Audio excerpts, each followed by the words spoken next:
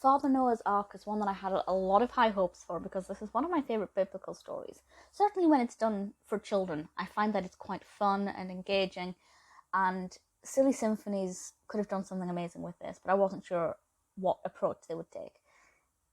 I shouldn't have worried.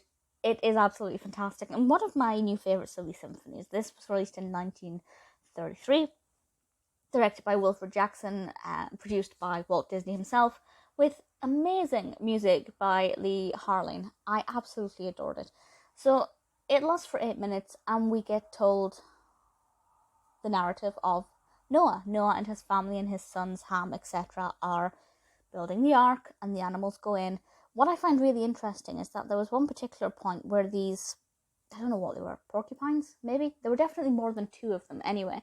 So the animals went in 2 by 2, but they were in more than just 2 of each species. And we are starting at the beginning with Noah and his wife and his family building the ark and singing us through it. And then, the rain falls for 40 days and 40 nights. And then the sun comes up, the animals can live happily. There doesn't seem to be another human around, which is a really interesting concept and makes me think that we are now all descended from Noah.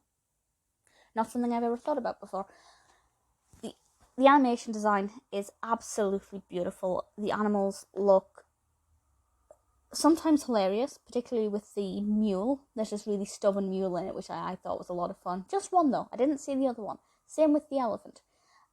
And I really like the design of the animals. Very quintessential Disney with a lot of it. Some of them didn't look that Disney-fied, actually.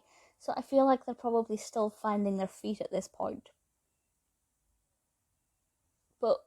And it's also like a little bit silly. There's this time, I don't want to spoil much, but there's one moment where Noah opens a hatch on the ark and a lightning bolt shoots in, and he rushes to the other side of the ark to open another hatch so the lightning bolt can escape. So it's not 100% realistic, but it's a lot of fun, and I think if a child was perhaps new to the story of Noah's Ark, it would be a really fun and very engaging way to discover this story for the first time. I will say the treatment of the skunks was very unchristian. I was very surprised at the way they treated the skunks. I won't say any more than that. I really enjoyed it. For me, the music is what made this a brilliant short. As I said, the animation style is lovely. It's a great way to tell this story.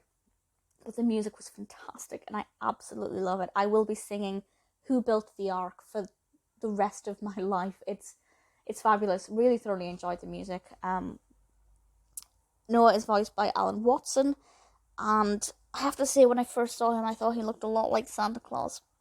But his robe, I don't know what it's called, someone can correct me, but it looked really quite Santa Claus bright red at the beginning, and then as it went on, it turned a little bit brown. I don't know if they were trying to show a difference in colour because the lighting was changing, it was getting darker. As the rain fell down, or if it was just an oversight with the colouring of Noah's outfit. But I did think that was a bit peculiar. But other than that, really thoroughly enjoyed it, and honestly, I cannot find any fault with it. I'm sure it's not perfect. I'm sure there are things about it. But honestly, I truly thoroughly enjoyed it. A fantastic way to tell this story. The music was brilliant. An absolutely fabulous installment in the Silly Symphony series.